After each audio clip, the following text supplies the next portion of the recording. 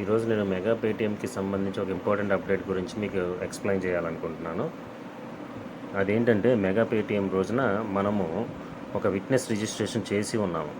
ఆ witness registration ద్వారా వారి ద్వారా ఒక సర్టిఫికేట్ అప్లోడ్ చేయవలసి ఉంటుంది.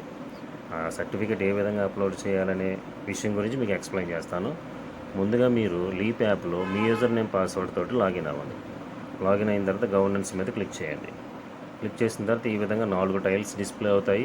దాంట్లో సమగ్ర శిక్ష మీద క్లిక్ చేయండి. క్లిక్ చేసిన తర్వాత పేటీఎం అనే ఆప్షన్ మీద క్లిక్ చేయండి. అప్పుడు మీకు కొన్ని టైల్స్ డిస్ప్లే అవుతాయి. దానిలో మీరు ముందుగా చేయాల్సింది ఏంటంటే విట్నెస్ రిజిస్ట్రేషన్ మీద క్లిక్ చేయండి. మనం ఆల్రెడీ విట్నెస్ రిజిస్ట్రేషన్ చేసి ఉన్నాం.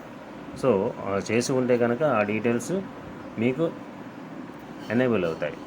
ఇప్పుడు మనం చేయవలసింది ఏంటంటే దాన్ని అలాగే ఉంచేసేయండి. తర్వాత ఇక్కడ మనం చేయవలసింది సర్టిఫికేట్ ఫోటో అనే ఆప్షన్ కనబడుతుంది కదా, దీంట్లో ఇక్కడ కెమెరా బటన్ కనబడుతుంది మీకు. ఇప్పుడు మనము ఆ సర్టిఫికేట్ అప్లోడ్ చేయాలి.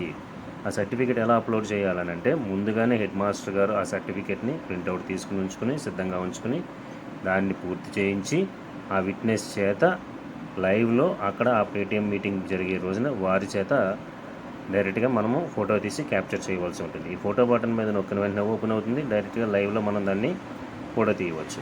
తర్వాత చూసారా, ఇక్కడ ఒక డైలాగ్ బాక్స్ కనబడుతుంది. ఫోటో తీసిన వెంటనే ఈ డైలాగ్ బాక్స్ మనం కన్ఫర్మ్ చేయాలి.